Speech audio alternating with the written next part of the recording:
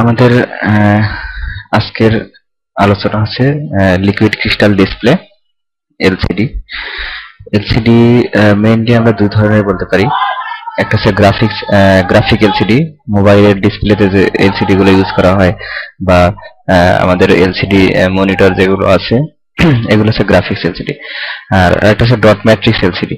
এটা হচ্ছে যে আমরা এখন যেটা আমরা দেখবো এবং আজকে যেটা শিখবো সেটা হচ্ছে আমাদের ডট ম্যাট্রিক্স এলসিডি। এটা ডট ম্যাট্রিক্স এলসিডি যেটা, এটা হচ্ছে কয়েক ধরনের হয়, যেমন 16:2, 20:2, 20/4। এগুলো দিয়ে আসলে কি 16/2 দিয়ে আমি আসলে কি বুঝবো? 16/2 হচ্ছে যে এটা হচ্ছে দুইটা লাইন আমি লিখতে পারবো এবং প্রত্যেক লাইনে 16টা করে ক্যারেক্টার লেখা যাবে। 20/2 এর ক্ষেত্রে এরকম 2 লাইন, 20 ক্যারেক্টার পার লাইন। 20/4 এর ক্ষেত্রে হচ্ছে যে চার লাইন, পার লাইন হচ্ছে 20 ক্যারেক্টার। এরকম 16/4 আছে একটা, 16/4 একটা আছে, সেটা হচ্ছে যে 16 ক্যারেক্টার পার লাইন, এরকম 4টা লাইন। তো আসলে একটু দেখি যে এটা একটা হচ্ছে আমাদের 16/2 একটা এলসিডি। এটা হচ্ছে ডট ম্যাট্রিক্স এলসিডি। এটাকে ডট ম্যাট্রিক্স এলসিডি বলা হচ্ছে এই কারণে যে এর প্রত্যেকটা ক্যারেক্টার লেখার জন্য একটা করে ডট ম্যাট্রিক্স এখানে জেনারেট করা আছে। ডট ম্যাট্রিক্স আমরা আলোচনা করিনি, যাই হোক এটা খুব একটা প্রয়োজন নাই, এটা নিয়ে আলোচনা করি। তো এরকম প্রত্যেকটা লাইনে এরকম 16টা ম্যাট্রিক্স আছে, অর্থাৎ প্রত্যেকটা ম্যাট্রিক্সে একটা করে ক্যারেক্টার আমরা লিখতে পারবো। সো 16/2 আমাদের এই ডট ম্যাট্রিক্স এলসিডি যেটা আছে, এই ডট ম্যাট্রিক্স এলসিডি তে আমরা যেগুলো লিখতে পারবো সেটা হচ্ছে যে এই একটা ডট ম্যাট্রিক্স এর ভিতরে আমরা যে সকল ক্যারেক্টার তৈরি করতে পারি সেই ক্যারেক্টার গুলো আমরা এখানে লিখতে পারবো। সেই ক্যারেক্টার গুলো আমরা এখানে লিখতে পারবো। তো এটা যেমন 20/4 একটা এলসিডি, যেমন এখানে আমাদের 4টা লাইন আমরা লিখতে পারবো এবং প্রত্যেকটা লাইনে ম্যাক্সিমাম আমরা 16টা ক্যারেক্টার আমরা লিখতে পারবো। আমরা একটা জিনিস খেয়াল করে দেখি, এই যে এক একটা ক্যারেক্টার কিন্তু ছোট ছোট কিছু ডট, মানে ছোট ছোট অনেকগুলো ডট নিয়ে একটা করে ক্যারেক্টার। এই যে একটা ক্যারেক্টার লেখার জন্য এরকম একটা ম্যাট্রিক্স আছে, 5/8 একটা ম্যাট্রিক্স আছে, যে ম্যাট্রিক্স এর মাধ্যমে আমাদের এই ক্যারেক্টার গুলো এখানে লেখা হচ্ছে। তো এই যে আমাদের ডট ম্যাট্রিক্স যে গ্রাফিক্স এলসিডিটা, এই এলসিডির হচ্ছে আমাদের 16টা পিন থাকে। তো আমাদের যেমন এই যে এখানে যে পিনগুলো আছে, এখানে 16টা পিন থাকবে। এটার ক্ষেত্রে এখানে কোনোটার ক্ষেত্রে 2টা লাইন থাকে, মানে পিন এরকম 2টা লাইনে থাকে। তো 2টা লাইনে থাক আর একটা লাইনেই থাক, আমাদের এই পিনের এক পাশে 1 এবং কোন পাশে 16 এটা লেখা থাকবে। সো 1 নাম্বার এবং 16 নাম্বার যদি আমি জানি, তাহলে কোন পিনগুলো কোনটা এটা আমরা বুঝতে পারবো। তো আমি এখানে যেটা দেখাবো যে পিনগুলো আসলে কোন পিনের কি কাজ। তো এখানে আমরা দেখতে পাচ্ছি যে কিছু কিছু এলসিডি আছে যে এলসিডির এই ব্যাক সাইডে, মানে উল্টা সাইডে এরকম একটা চার্ট দেওয়া থাকে, এরকম একটা চার্ট দেওয়া থাকবে যে 1 নাম্বার পিন কি, 2 নাম্বার পিন কি, 3 নাম্বার পিন কি, 4 নাম্বার পিন কি, এটা দেওয়া থাকবে। কিছু কিছু এলসিডি আছে যেগুলোর সাথে ওইটা দেওয়া থাকে না। তো সেটার জন্য আমরা এখানে রেফারেন্স হিসেবে দিচ্ছি, সেটা হচ্ছে যে 1 নাম্বার হচ্ছে ভিএসএস, এটা হচ্ছে গ্রাউন্ড দিতে হবে। আমি এলসিডি কে যে সাপ্লাইটা দেবো 5 ভোল্ট সাপ্লাই, তার নেগেটিভটা 1 এ দিতে হবে আর পজিটিভটা হচ্ছে 2 এ দিতে হবে। এখন এই যে এলসিডি, আমরা যে এলসিডি দেখছি, এই এলসিডির পিছনে এই যে সবুজ একটা আলো হয়ে আছে, সবুজ একটা লাইট হয়ে আছে, তার মানে হচ্ছে ব্যাকগ্রাউন্ড লাইট। এই ব্যাকগ্রাউন্ড লাইটকে জ্বালানোর জন্য 2টা পিন আছে, 15 এবং 16। একটাকে বলা হয় এলইডি প্লাস, একটাকে বলা হচ্ছে এলইডি মাইনাস। তো কিছু কিছু এলসিডির ক্ষেত্রে দেখা যায় যে এই দুটো হচ্ছে উল্টা হয়, মানে এখানে দেখা যাচ্ছে 15 নাম্বার আছে এলইডি প্লাস, 16 নাম্বার আছে এলইডি মাইনাস। কিন্তু কোনো এলসিডিতে দেখা যায় যে 15 নাম্বারই এলইডি মাইনাস, 16 নাম্বার পিনটাই হচ্ছে এলইডি প্লাস। তো এটা আমরা যেটা করতে পারি সেটা হচ্ছে 5 ভোল্টের একটা সাপ্লাই আমরা 15 নাম্বার এবং 16 নাম্বার পিনের ভিতরে ধরে দেখতে পারি যে ব্যাকগ্রাউন্ডটা কোন কম্বিনেশনের জন্য জ্বলে। যদি 15তে প্লাস এবং 16তে মাইনাস দেওয়ার ফলে ব্যাকগ্রাউন্ডটা জ্বলে, তাহলে আমরা বুঝে ফেলবো যে এর 15 নাম্বার হচ্ছে এলইডি প্লাস আর 16 নাম্বার হচ্ছে এলইডি মাইনাস। আর যদি তা না হয় সেক্ষেত্রে উল্টা। সো আমরা ধরে নিই যে 15 নাম্বার হচ্ছে এলইডি প্লাস। সো 15 নাম্বারে আমাদের 5 ভোল্ট সাপ্লাই দিতে হবে এবং 16 নাম্বারে নেগেটিভ সাপ্লাই দিতে হবে।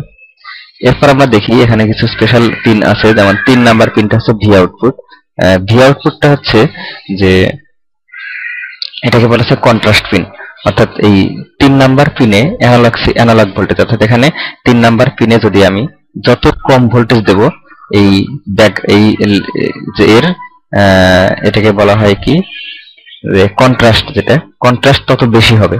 যত কম ভোল্টেজ দেবো 3 নাম্বার পিনে কন্ট্রাস্ট তত বেশি হবে। সো আমি যদি 3 নাম্বার পিনটাকে গ্রাউন্ড করে দেই তাহলে ম্যাক্সিমাম কন্ট্রাস্ট থাকবে।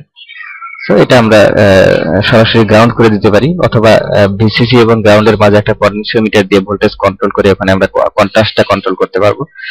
আরেকটা হচ্ছে আরএস, এটা পরে বলছি। 5 নাম্বারটা হচ্ছে রিড রাইট। এলসিডির ভিতরে মানে এলসিডি কে আসলে এই এলসিডি ডিসপ্লেটাকে অপারেট করার জন্য আমরা এই পিসিবির পিছন পাশে দেখবো যে তিনটা কন্ট্রোলার থাকবে, 3টা কন্ট্রোলার আছে। তো এই কন্ট্রোলার গুলোতে কিছু মেমোরি আছে, যেমন আমরা যদি এলসিডি তে কোনো ডাটা যখন রাইট করব তখন একবার ডাটা পাঠিয়ে দিলে ও ডিসপ্লেতে দেখানো শুরু করবে। সো অবশ্যই ওখানে একটা মেমোরি আছে যে মেমোরিতে এই ডাটাটা ধরে রাখছে এবং সেটা কন্টিনিউয়াসলি ডিসপ্লেতে দেখাচ্ছে। সো আমরা যেহেতু মেমোরি আছে, সো আমরা ওই মেমোরিটাকে আবার রিড করতে পারবো। এই জন্য এখানে 5 নাম্বার যে পিনটা আছে এই পিনটা হচ্ছে যে এলসিডি কে আমরা রাইট করব না রিড করব। যদি এটা আসলে রিড রাইট বার, অর্থাৎ 5 নাম্বার পিনে যদি আমি গ্রাউন্ড করে দেই তাহলে আমি এলসিডি কে রাইট করব, আর 5 নাম্বার পিনটাকে যদি আমি ভিসিসি এর সাথে কানেক্ট করে দেই তাহলে আমি এলসিডি কে রিড করব। তো যেহেতু আমাদের এলসিডি রিড করার আসলে কোনো প্রয়োজন হবে না, শুধু রাইট করলেই চলবে, সো আমরা এটাকে গ্রাউন্ড করে দেব। এখন আমরা দেখতে পাচ্ছি যে আরএস এবং এনাবল, আর এখানে D0 থেকে D1 থেকে D0 থেকে শুরু করে D7 পর্যন্ত এই 8টা পিন আছে। তো আরএসটা হচ্ছে রেজিস্টার সিলেক্ট এবং এনাবলটা হচ্ছে এলসিডি এনাবল। তো এই দুটো হচ্ছে যে আমাদের মাইক্রোকন্ট্রোলারের সাথে এলসিডি কমিউনিকেশনের জন্য এই দুটো পিন দরকার হয়। আর D0 থেকে শুরু করে D7 পর্যন্ত এই যে ডাটা পিন, এটাকে বলা হচ্ছে ডাটা পিন। এই 8টা যে ডাটা পিন, এই 8টা ডাটা পিনের মাধ্যমে প্যারালালি এলসিডি তে ডাটা ট্রান্সফার হবে। অর্থাৎ মাইক্রোকন্ট্রোলার থেকে আমি যদি একটা ডাটা পাঠাই তাহলে এই ডাটা পিনের মাধ্যমে এলসিডি তে যাবে এবং এলসিডির মেমোরিতে সেটা স্টোর হবে এবং সেখান থেকে এলসিডি ডিসপ্লেতে সেটা দেখাবে। তো এলসিডি দুইটা মোডে আসলে কাজ করে। একটাকে বলা হয় হচ্ছে মোড দুটোর নাম আমি ঠিক এখন ভুলে গেলাম। একটা মোডে হচ্ছে সে পুরো 8টা মানে পুরো এক বাইট করে ডাটা ট্রান্সফার করে কন্ট্রোলার থেকে। সো সেক্ষেত্রে পুরো 8টা পিনই আসলে কাজে লাগে। আর আরেকটা মোড আছে, সেটাতে সে শুধু এই মোস্ট সিগনিফিকেন্ট যে 4টা বিট আছে এই 4টা বিটের মাধ্যমে ডাটা ট্রান্সফার করে। অর্থাৎ সে 1 বাইট যদি ডাটা কন্ট্রোলার থেকে যখন 1 বাইট ডাটা পাঠানো হয় তখন সে যেটা করে কন্ট্রোলার থেকে যেটা করা হয় যে প্রথমে মোস্ট সিগনিফিকেন্ট 4 বিট পাঠানো হয়, তারপর লিস্ট সিগনিফিকেন্ট 4 বিট পাঠানো হয়। এলসিডি তে গিয়ে সেটা কি করে, ও নিজে ওই পুরো বাইটটাকে আবার রিজেনারেট করে তারপর সেটা অনুযায়ী ডিসপ্লেতে দেখায়। তো সেক্ষেত্রে আমাদের এই শুধু 4টা পিন ইউজ হয়। তো এটার সুবিধা হচ্ছে যে আমার কন্ট্রোলারের আমি যদি 8 বিট ইউজ করি এলসিডি কে, 8 বিট মোড সেটা ইউজ করি, তাহলে যেটা হবে যে কন্ট্রোলারের পুরো 8টা পিন আমার এলসিডির জন্য ডেডিকেটেড থাকতে হবে।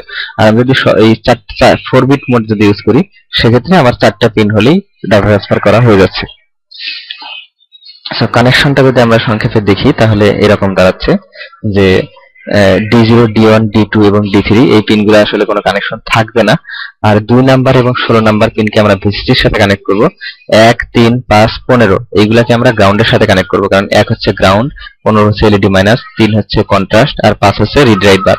যেহেতু আমরা রাইট করব শুধু, এজন্য আমরা এই 4টা পিনকে আমরা গ্রাউন্ডের সাথে কানেক্ট করে দেব।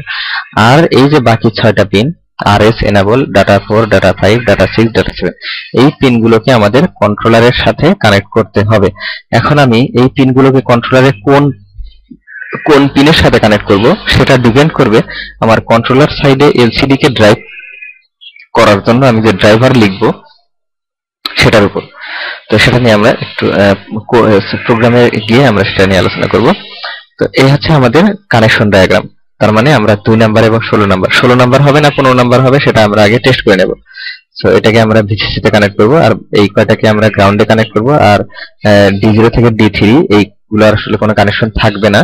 আর আরএস, এনাবল, এই ডাটা 4 থেকে ডাটা 7 এই 6টা পিনকে আমরা কন্ট্রোলারের সাথে কানেক্ট করব। এখন এটা কন্ট্রোলারের কোন পিনের সাথে কানেক্ট করব সেটা আমাদের আমরা যে ড্রাইভারটা লিখবো সেই ড্রাইভারের ভিতরে আমরা এটা বলে দেব। তো আমরা একটু কোডের দিকে আসি। সেটা হচ্ছে যে আমরা আগে যেটা করতাম সেটা হচ্ছে যে ATmega32 জন্য ATmega32 জন্য আমরা যেটা করেছি আগে সেটা হচ্ছে যে সাপোজ এডিসির জন্য আমরা একটা এডিসির জন্য আমরা ড্রাইভার লিখছি, তারপরে টাইমারের জন্য আমরা ড্রাইভার লিখছি। ড্রাইভার বলতে ওই টাইমারকে অপারেট করার জন্য যে ফাংশনগুলা, এই ফাংশনগুলোর কম্বিনেশনটাকেই আসলে বলা হচ্ছে ড্রাইভার। তো পিসি মাইক্রো কন্ট্রোলার থেকে আমাদের এলসিডি তে ডাটা ট্রান্সফার করার জন্য বা এলসিডি তে দেখানোর জন্য যে ফাংশনগুলো প্রয়োজন হবে সেগুলোর যে কম্বিনেশন সেটাকে আমরা বলবো এলসিডি ড্রাইভার। তো এলসিডি ড্রাইভারটা আসলে আমরা এখন লিখবো না, কারণ এলসিডি ড্রাইভারটা আমরা ফ্রি পাবো এবং সেটা আমরা ইউজ করব। তো সেটা আমরা দেখি। এই lcd.h এবং lcd.c এই দুটো ফাইল আমরা নেব এবং এই দুটো ফাইলকে আমরা যেটা করব সেটা হচ্ছে যে আমার main.c যে ডিরেক্টরিতে আছে সেই ডিরেক্টরিতে পেস্ট করে দেব এবং আমার মেইন প্রোগ্রামে আমি এখানে lcd.h কে ইনক্লুড করে দেব। এখন যেটা করব, আমরা যেটা বললাম যে এই পিনগুলোকে আমরা মাইক্রোকন্ট্রোলারের কোন পিনে কানেক্ট করব, মাইক্রোকন্ট্রোলারের কোন পিনে কানেক্ট করব সেটা ডিপেন্ড করবে আমার ড্রাইভারের উপরে। সো ড্রাইভারের কোন জায়গায় আমাদেরকে চেঞ্জ করতে হবে সেটা একটু দেখি। আমরা lcd.h টাকে আমরা ওপেন করব। lcd.h এর ভিতরে আমরা দেখি যে এখানে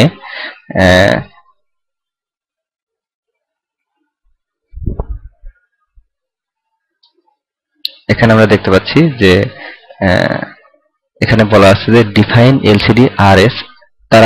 তার একটু আগে বলা আছে সেটা হচ্ছে যে এলসিডি কন্ট্রোল পোর্ট এবং এলসিডি কন্ট্রোল ডিরেকশন, আর একটা আছে এলসিডি ডাটা পোর্ট এবং এলসিডি ডাটা ডিরেকশন।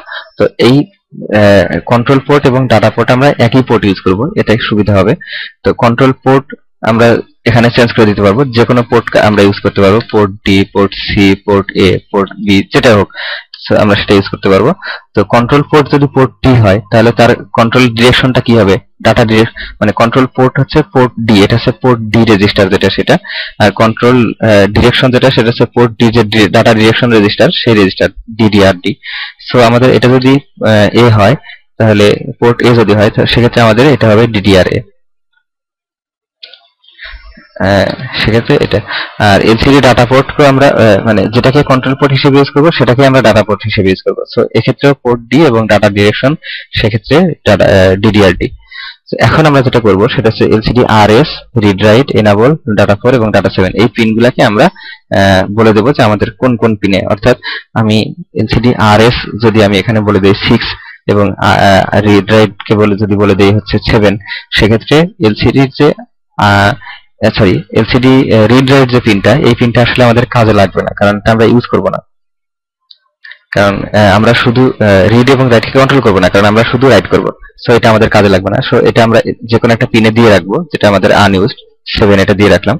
আরএস হচ্ছে 6 এ, আর এনাবল হচ্ছে 5 এ, আর ডাটা 4 থেকে শুরু করে ডাটা 7 পর্যন্ত এরকম 3 2 1 0 আমরা দিয়ে দিলাম। সেক্ষেত্রে আমাদের সার্কিট কানেকশন যেটা করতে হবে যে পোর্ট ডির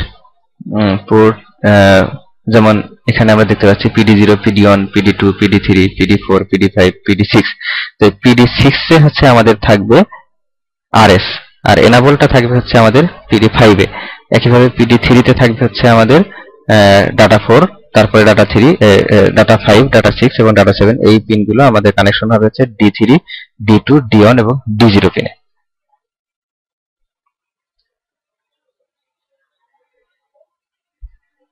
সো এটা আমরা ইচ্ছা করলে এখানে চেঞ্জ করে দিতে পারবো। এখানে যদি আমরা চেঞ্জ করে দিই সেক্ষেত্রে আমাদের এই আমাদের সার্কিট ডায়াগ্রাম যেটা হবে সেখানে আমাদেরকে চেঞ্জ করে দিতে হবে। তো এটা চেঞ্জ করার পর আমরা এটাকে একবার সেভ করে নেব, ব্যাস।